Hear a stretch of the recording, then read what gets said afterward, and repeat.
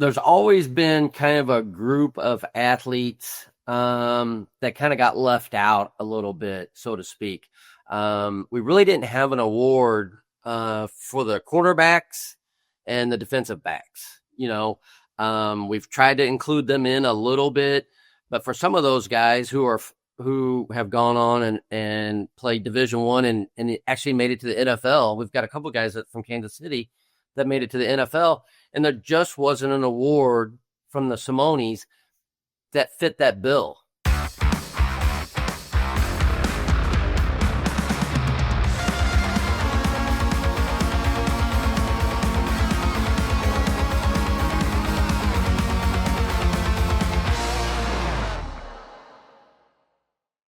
Hello and welcome to the Verbal Commitment Podcast on the Kansas City Sports Network. I'm Kevin Flaherty and I'm here as always with my good friend Ryan Wallace.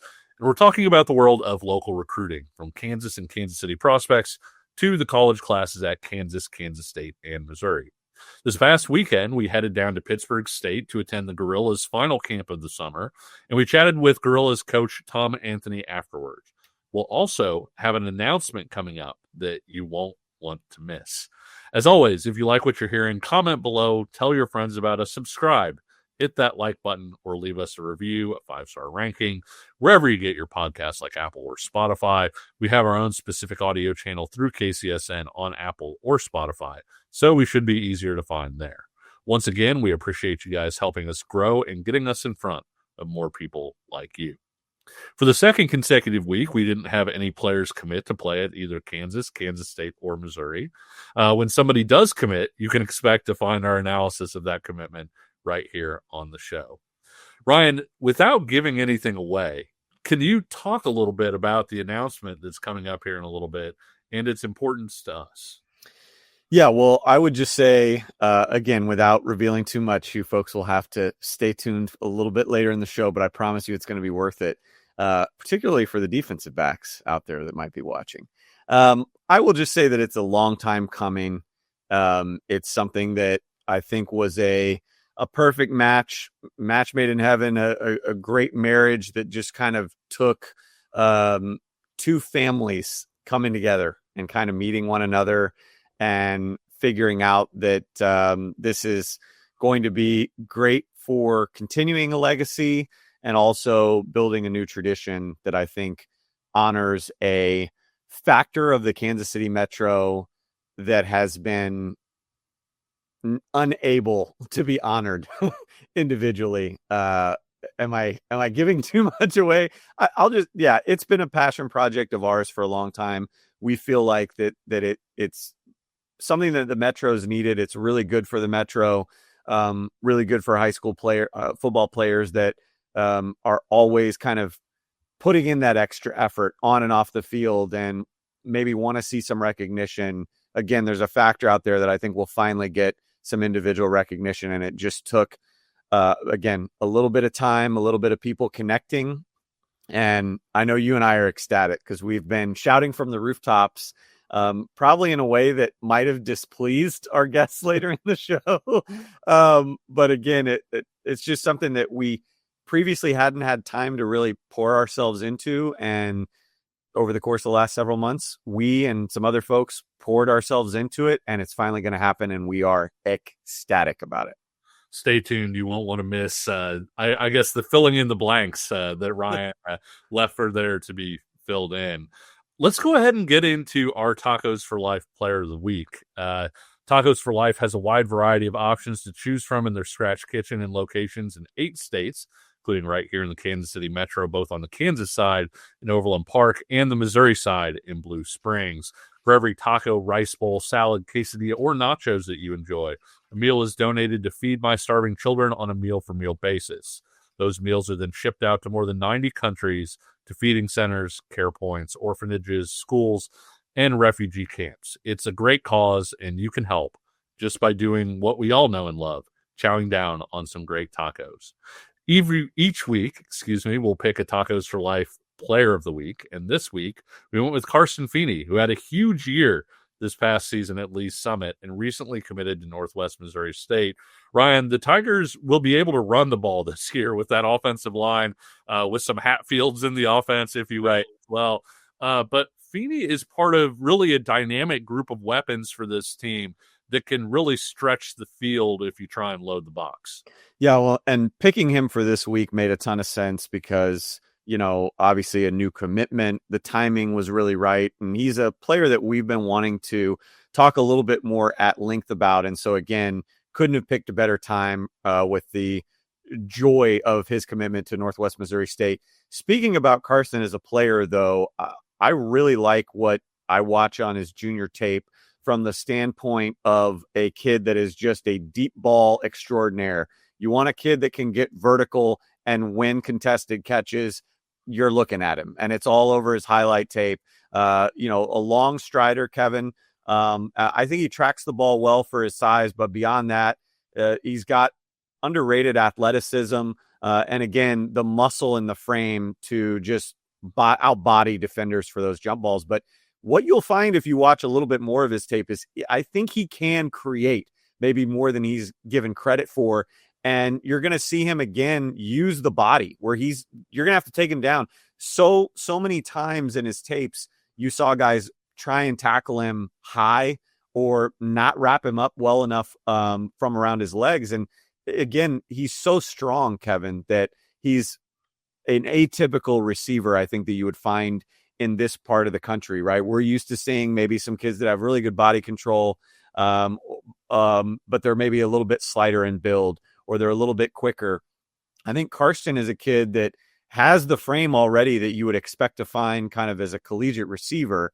And so, again, when you put him in a situation where you're going to have to try and outmuscle him to create a PBU, 9 times out of 10, that doesn't happen. So again, great for Lee Summit. The Tigers are going to use him just like they did last year. It's like, hey, pick your poison, right? You either got to defend Karsten Feeney going deep, and then when you want to try and send 2-3 guys to help deep over the top for Karsten, we're just going to have the Hatfields kill you from kind of those underneath and medium routes. So it's a very, very difficult task for defenses last year and will be again this year defending Lee Summit. Without further ado, here is our Tacos for Life Metro Player of the Week. Karsten, welcome to the show and congrats. Thank you. Karsten, you decided to pick Northwest Missouri State for your college destination. Why the Bearcats? I like the new coaching staff. I went up there for a visit on Tuesday, and the whole place felt like home.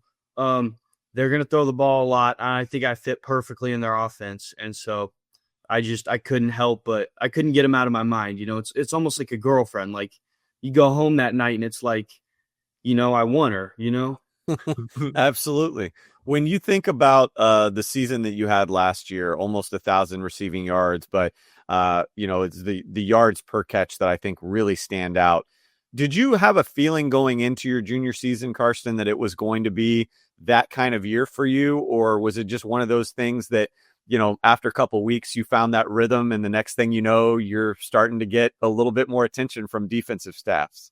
I think I came into the season a little bit with some high expectations because of my sophomore year, but I also was kind of like nervous, like, how is this going to go? We have the Hatfield twins. How are we going to disperse the ball? And I think after Liberty, we just hit the ground running and never looked back. When I watched your tape, one of the things that I noticed is that a 50-50 ball is not a 50-50 ball to you. It's a lot more 70-30, 80-20. So I have to ask, what's your thought process when you see that ball up in the air? You got the defender on your hip. Well, what are you thinking at that point? Go make a play, embarrass the defender. Every time the ball's in the air, my mindset is that I'm coming down with the ball, What's different about Karsten Feeney heading into his senior year? And on top of that, what's going to be different about this Lee Summit offense compared to last year's? We had a young line last year, and I think our line's just going to grow in many ways this year. I think our run game is going to open up a lot, which will then open up the pass game even more.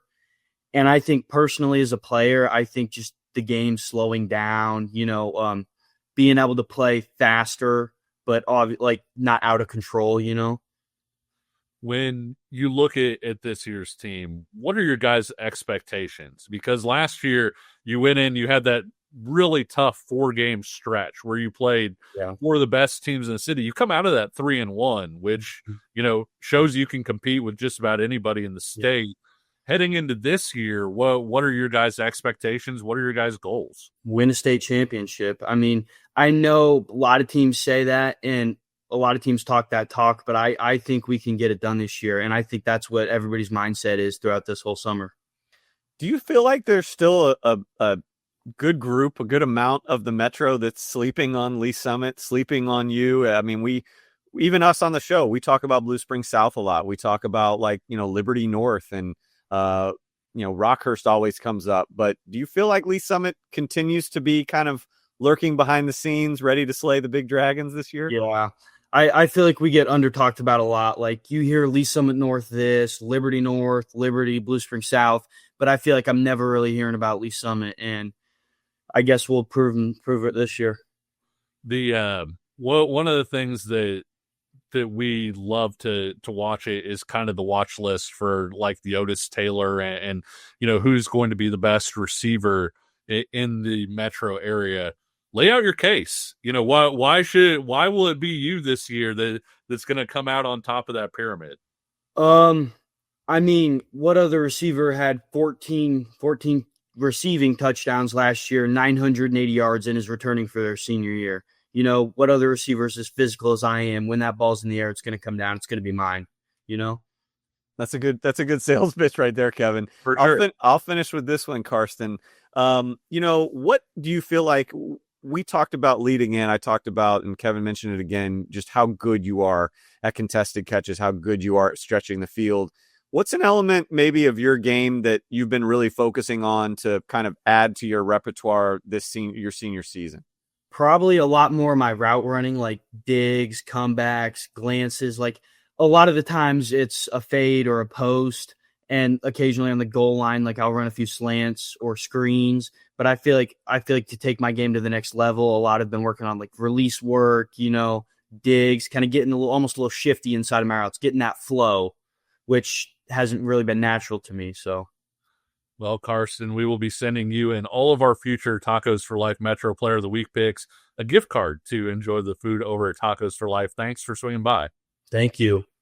We'll be right back. Looking for tickets for your next event? Tickets for Less is your #1 source. Save big on every purchase when you use promo code KCSN at ticketsforless.com. I'm BJ Kissel, founder and CEO of KC Sports Network.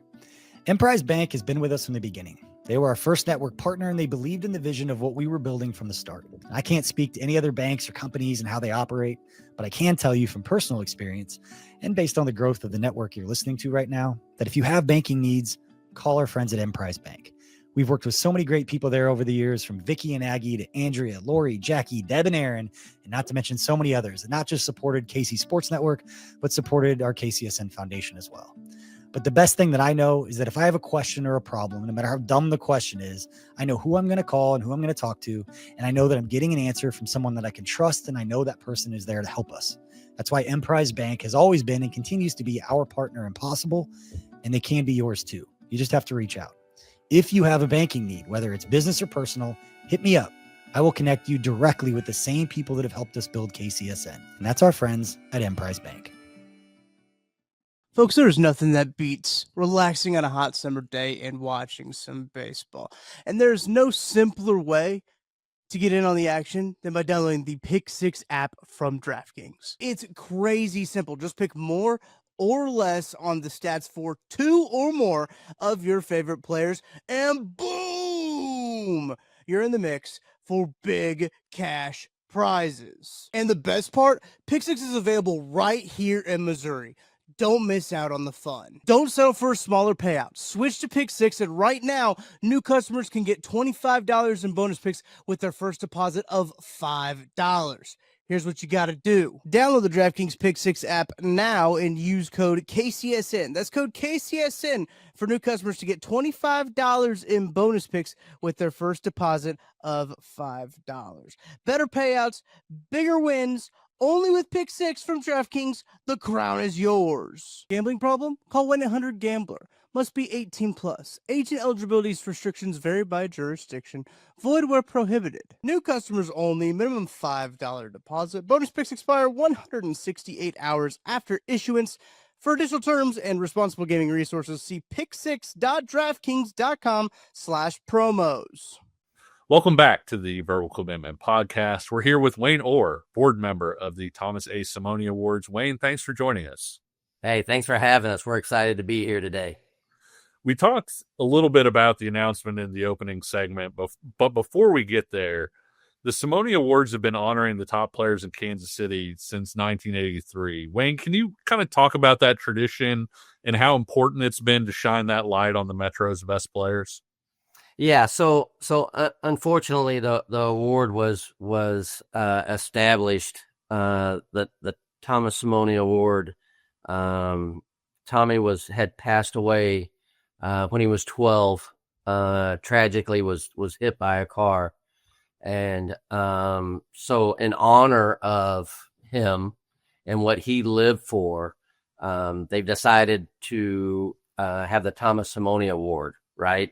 And so it's love, friendship, courage, and championship, right, is what the Simone Awards all about. And when you talk about the Simone Awards, obviously for folks that haven't heard of it, you've been living in a hole, but I mean, it is the Heisman of Kansas City postseason individual honors. And then obviously there's the Buck Buchanan Award, which is the large class lineman or linebacker of the year. Otis Taylor Award, Best Wide Receiver, Frank Fontana Award, which is the best small class, kind of usually like an offensive skill position player there. And then the Bobby Bell Award is a small class lineman or linebacker. And usually, Wayne, we would have you on. Folks are probably going, why are we talking Simone's before the season has even started? Normally, this is a postseason kind of thing. Right. But this is kind of a special day for not just the here and now, but the future. And that's why I'll let you kind of do the honors for us here. So there's always been kind of a group of athletes that kind of got left out a little bit, so to speak.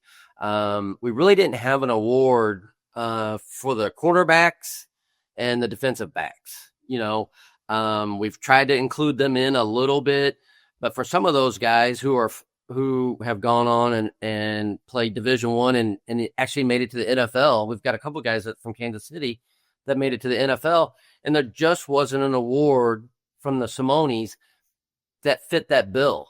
And Ryan and I have talked about it a little bit, and if it wasn't for Ryan, this probably wouldn't be in existence right now. But we've started this year. We're the first year for the Andre Maloney Award, and it's for cornerbacks, defensive backs, safeties. Now you guys have your own award, finally.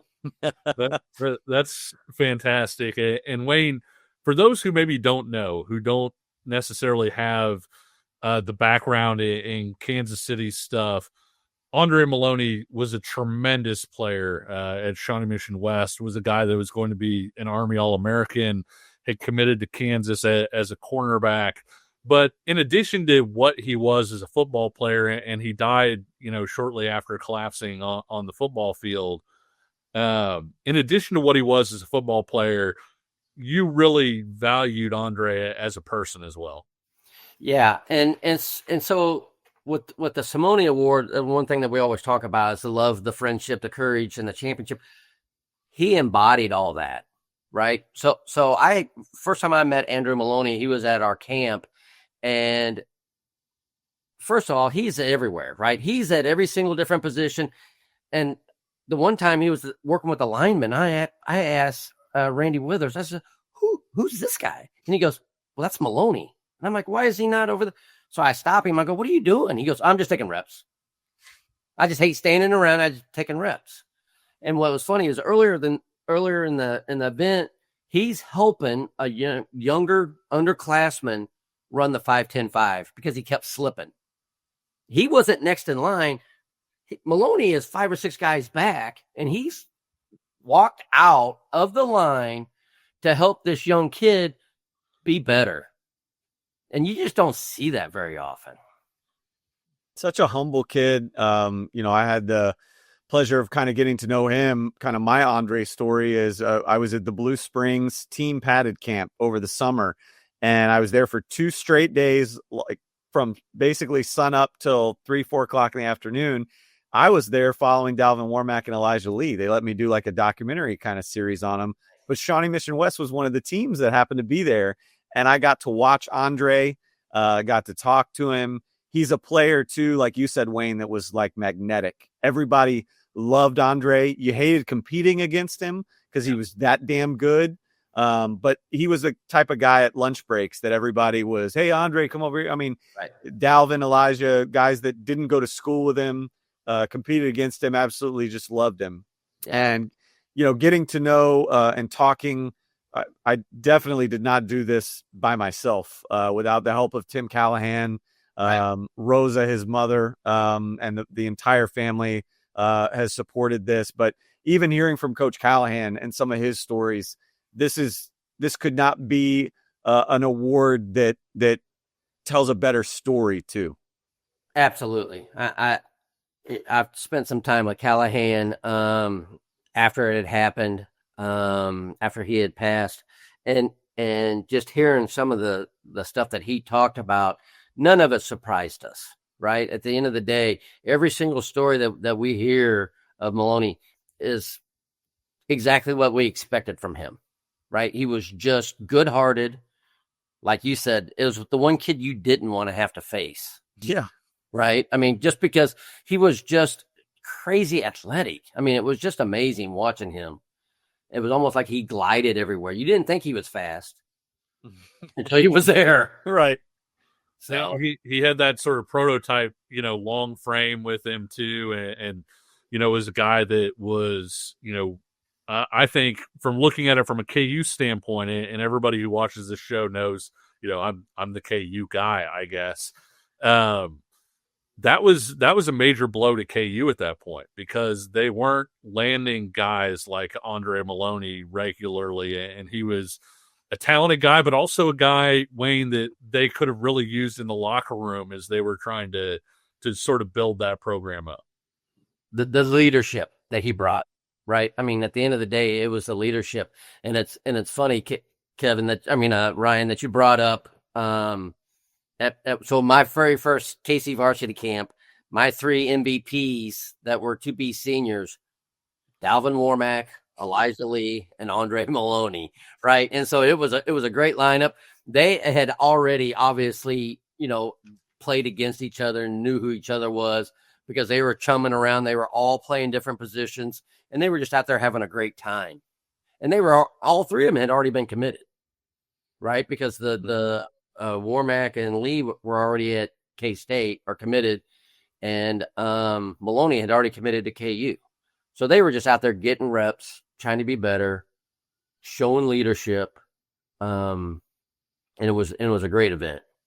And again, for any of our listeners that are a little bit unaware of the Andre Maloney story, 17 years old, he was coming off of a state championship season at Shawnee Mission West in 2012. That was their first title. I looked this up in 27 years, right. But they were playing on a Thursday night game, October 3rd against Leavenworth.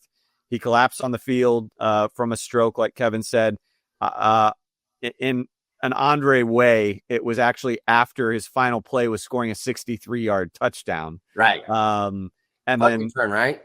Yeah, it was a return. It was a return. 63-yard return.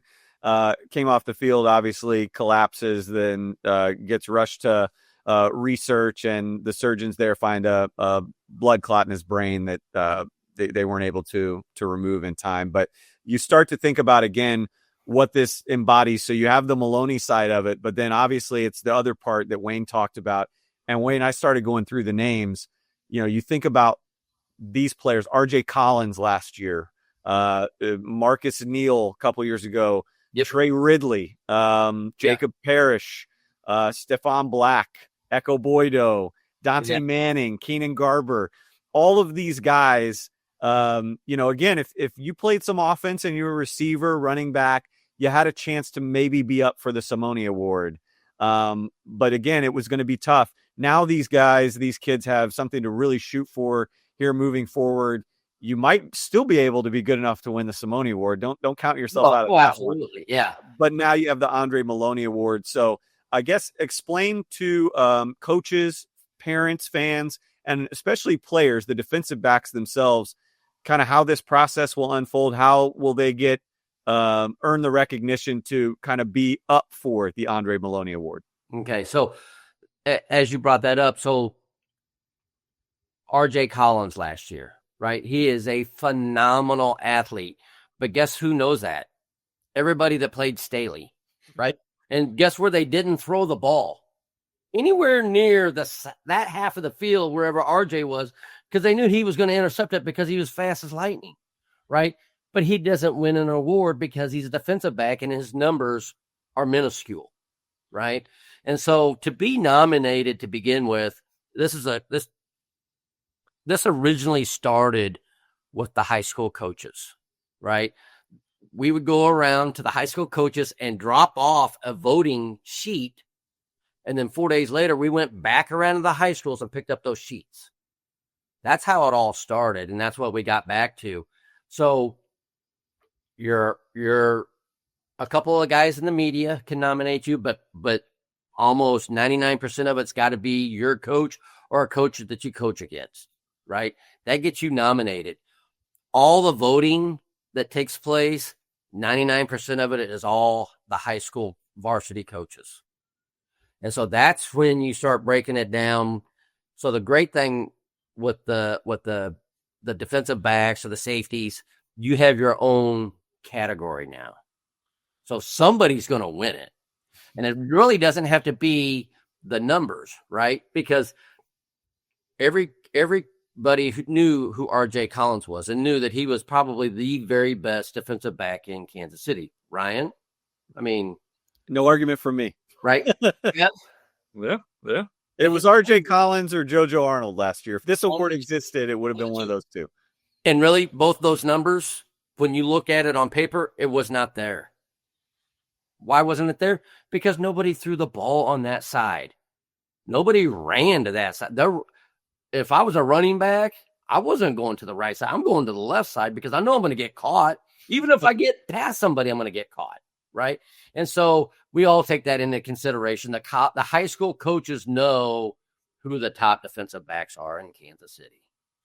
I'm glad you brought that up because I think that was sort of one of the questions that we had. I mean, Ryan has been on the media panel for the Simone Award previously. I'm on it now. Was how are you going to find these guys, right? If the numbers aren't there. And so I do think that's a really good way of going about it, is having a coach basically say, look, we didn't want anything to do with RJ. I'm putting RJ down on my list because that's the best way for them to get recognized, I think. Right. No, for sure. And he got quite a few votes for the Simone, right? Because they knew what an impact he was. Because they knew that the wide side of the field was automatically shut off. You got to work on the short side of the field. And so that's a game changer type of guy. And that's kind of what the Simone Awards, whether it be the Otis Taylor or the Buck Buchanan or the Fontana and now the Maloney Award, it's the game changer guy, right? Well, I just think that this is really awesome that you chose to unveil this on the KCSN platform and on our show. Again, cannot thank Tim Callahan enough, Rosa, the Simone great. family, you for, letting me kind of knock on this door and hammer on it as hard as I did for as long as I did. This is going to be really cool, again, to share Andre's story for years to come, but also finally for the defensive backs to be up on stage with their counterparts. No, absolutely. And thanks to you for pushing the envelope on this. You and I have had some conversations in the past, and it was, at the end of the day, it was just a matter of somebody pushing, right? They're pretty a private family. They don't talk a whole lot.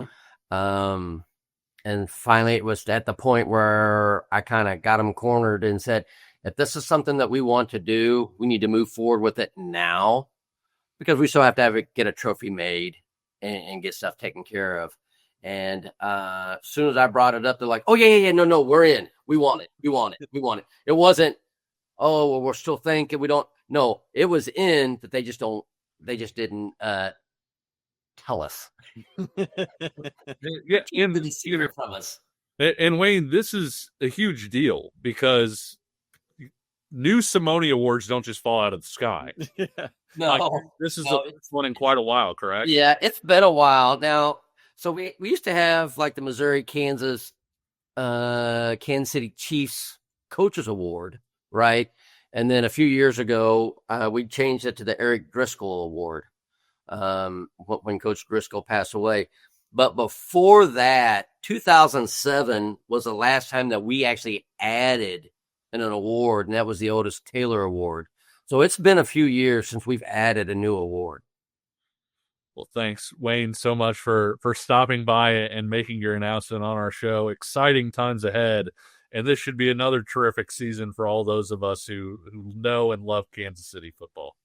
No, we're excited. We're excited for the new award. We're excited to see, right? So we just released the early watch list. We got 13 guys that kind of popped off on our radar. There were kids that we've kind of already know. But Ryan, you've been in this in the past. You know just as well as I do. There's going to be a handful or more kids that just pop off all the radar, and you're like, where was this kid come from? Yep. So we're excited to see those kids, right? I mean, obviously we know a lot of them that are coming back, but I, as the small guy of the group, I always love seeing the nobody kid show up out of nowhere and end up with the Maloney Award or the Taylor Award that nobody saw coming. Well, thanks so much, Wayne. We really appreciate you, as always. We'll be right back with our interview with Pittsburg State football coach Tom Anthony after this. Thanks for listening to KC Sports Network. Make sure you download our new app. Find it on the App Store or Google Play. Just search KC Sports Network.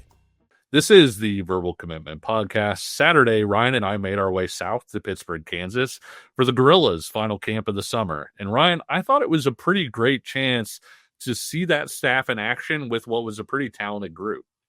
Well, here's the thing that I really appreciated about it is, Coach Anthony and those guys really make it a point, right, to have that camp kind of when the other camps have already ended.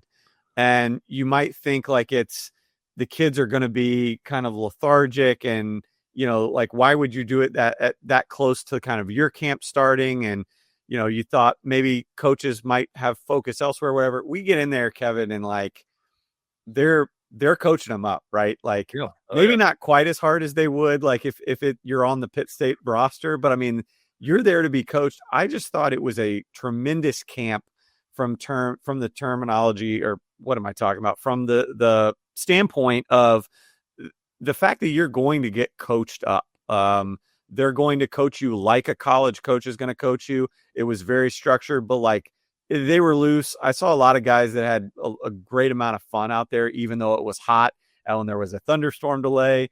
I just thought it really spoke. We knew coaches going in to that event, but even the coaches that we'd never met before, I just thought were tremendous. And so again, if you're a parent or a player next summer, you're starting to look at some local camps to get to, I would certainly mark the Pitt State camp down, because you're going to get coached up and you're going to get coached up by a great staff that's down there.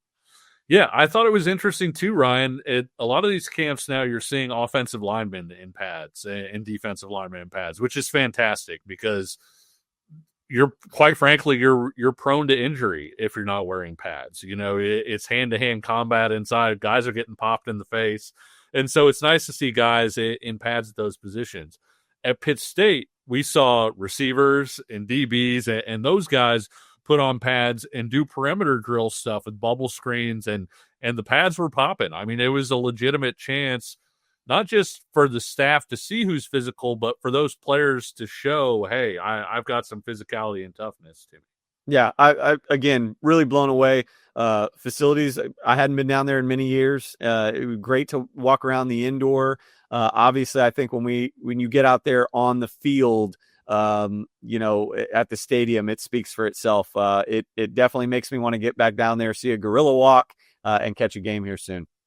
We also had a chance to talk with Pittsburg State head football coach Tom Anthony about the Gorillas' upcoming season, the importance of recruiting regionally, and the return of that Northwest Missouri State game to Kansas City, this time at Children's Mercy Park. Let's have a listen. We're out here at Pitt State camp. Coach, you guys had just terrific turnout out here. How do you think camp went? Oh, it was incredible. I mean, I think we ended up having a little over 400 kids, which probably exceeded our expectations. We kind of had a spike in registration kind of this last week and a half or so, but we always love doing this late July camp. It's great for us because most of the D1 schools have shut their camps down for the summer, and frees up a lot of those kids maybe that we were trying to see early June that we just couldn't. So to get them on campus, to be able to see our community, see the university, just an awesome day. What's it say about Pitt State that you guys were able to draw from sort of such a wide area, too? I mean, you had kids out here from Texas, from St. Louis, from Arkansas, kind of all over the place coming out to check out. Yeah, I mean, just a testament to our coaching staff for how well we recruit, those areas. When you talk about, we always talk about, hey, we want to have a fence, kind of around a 2-hour, circle around Pittsburg, Kansas. And then there's those areas just right outside that we really want to focus on too, like the DFW area, Oklahoma City, St. Louis, up into Iowa, So to be able to get a lot of those kids to be able to come to campus, that's the hard part when you get outside that 2 to 3 hour window, is just getting those kids on campus. So to be able to get a lot of those kids here today, just to showcase what we have, to showcase the community, to showcase the university, it's just a huge asset for us. Pitt State means a lot to people in the 4 states region. Fans as well as recruits. How important is it? You talked about the fence sort of around that 2-hour area, but how important is it specifically sort of this little corner of Kansas, Missouri, Oklahoma, and Arkansas? It's huge. I mean, we have so many. I think the really cool part for me the last 5 years coaching here is you see all these alums that played here maybe in the 80s and 90s and even early 2000s now that have kids that are now in high school. So to be able to see them bring their kids back, to showcase that, to have them come to campus, and just to see the pride in the gorilla, I think that's what makes it so special.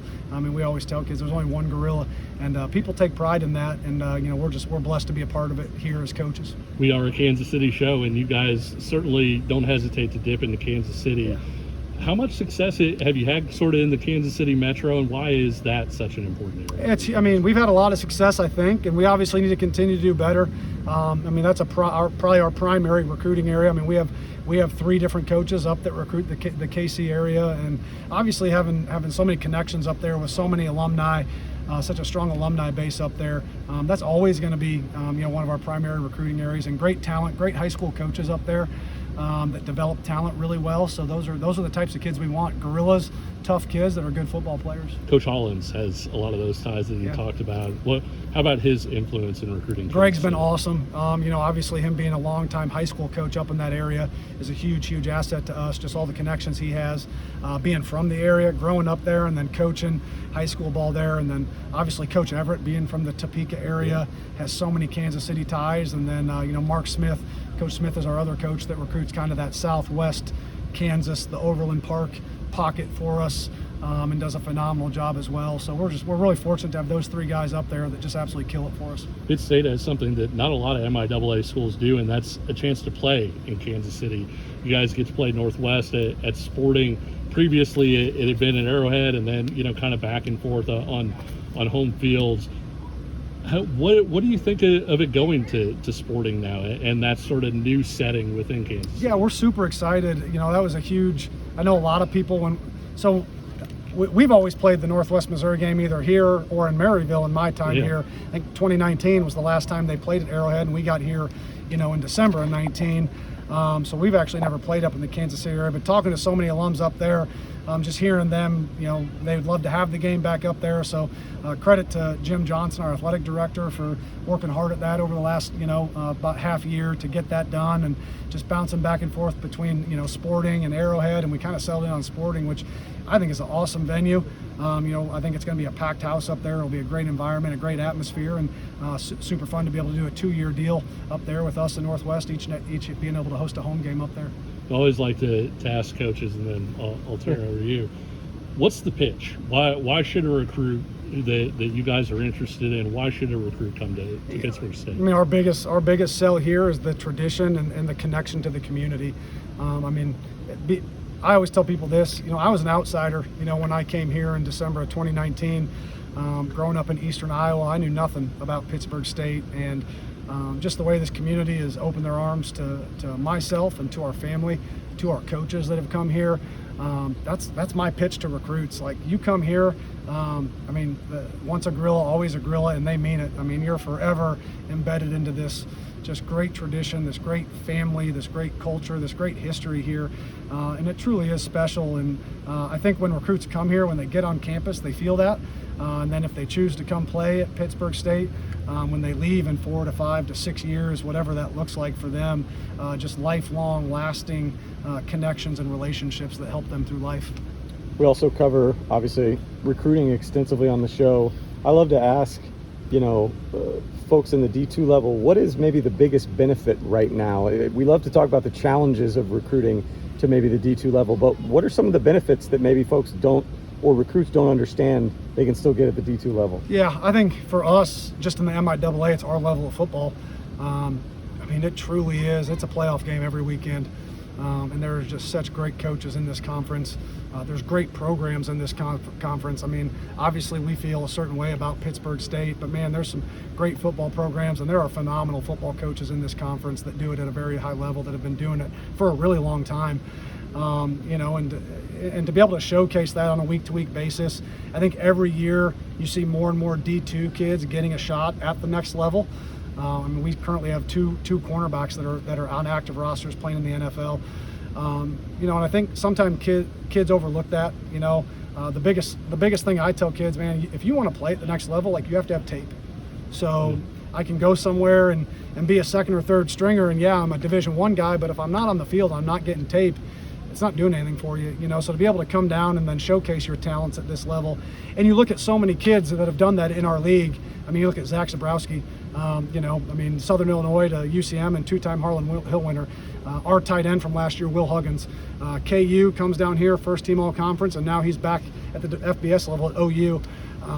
So those kids come to this level and they get to actually showcase their talent, which I think is probably an overlooked thing that recruits maybe don't quite understand, is just the talent level that is here and just how competitive we are. And another broad question, and I don't mean to poke the bear and get you on a tangent, but we love to ask the head coaches, what is maybe the biggest challenge right now and a problem in terms of what recruiting, the portal, everything has caused, and do you have a quick solution to it, or is it something that needs to be addressed? I don't look at it as a problem. Whether you like it or don't like it, it really doesn't matter. It's the world we live in. So I look at it as I have two choices as a head coach. I can get out of coaching, or I can adapt and adjust, right? And you see some coaches getting out because they don't like it and they don't like where it's going. But it's the nature of our game right now. So you have to find a way to thrive in it. That's the way I look at it. And we can't control what happens at other places. All we can do is control what happens at Pittsburg State. So every day, we just find ways to battle and make our situation here as good as we can possibly make it for our players, so they don't want to leave. Last question for the PSU fans that are interested in kind of a preview here as they're listening. Yeah. We'll give them a morsel if you want to. Not to put any pressure on a single player or a couple players, but maybe there's some guys that you feel confident in. Oh, yeah. That fans should be on the lookout that have had a really strong offseason heading into fall. Yeah, I don't think there's any secret. I think the strength of our team next year will be our secondary. We returned 4 all-conference players there. All 4 of them are going to be seniors for us. Jalen Fuchsa has been a starter here since his redshirt freshman year in 2022. Christian Cross was a transfer for us last year that was all-conference. Jordan Rogers led the MIAA in interceptions in 2023 and then was first-team all-conference last year. And then Ryan Medeiros, our strong safety, has been a multi-time all-conference player, whether it be at safety or as a punt returner for us. So that's definitely, I don't hide that, and I don't think I need to. That's going to be the strength of and I expect that to be the strength of our team this year. We obviously have a lot of other great players returning. We have a couple of returning starters on the offensive line. Drew Daniels, Carter Stanchfield, both got voted captains for us. Expect big years out of them. Cleo Chandler, senior running back for us, was voted a captain. He was our leading rusher coming back from last year. And then obviously Zach Kanan, who's been a big-time contributor for us the last 3 years at linebacker from Cassville, Missouri, was voted a captain for us. I also think a big strength of our team this year will be Austin Schmidt, our place kicker from Grain Valley. Was a great kicker for us in 2023, a little banged up last year, so I'm expecting a big year out of him too. How excited is the community? I mean, it feels like things are really buzzing for Yeah, I mean, super excited. You know, those first 3 games we're playing, obviously we're up at Ferris State to open the season. That'll be a big one. Then we're down at UCO. Game, week 2, which will be a big, conference opener for us against the defending conference champs. And then we got Grand Valley at home. So our first 3 is gonna be a true test for us. But right now, just focusing on getting camp started and getting better at the little things we need to get better at. That was Coach Anthony over at Pittsburg State. As always, expectations are high down in Pittsburgh. This season, no different for the Gorillas. Thanks to that staff for throwing their doors open for us this weekend. That should do it for this week's episode of the Verbal Commitment Podcast on KCSN. Thanks for following along. If you enjoyed what you saw or heard, leave us a comment or review, like this video, subscribe here on YouTube, or hit us with a 5-star rating if you're listening on an audio platform. And until next time, we'll see you on the trail, and take care.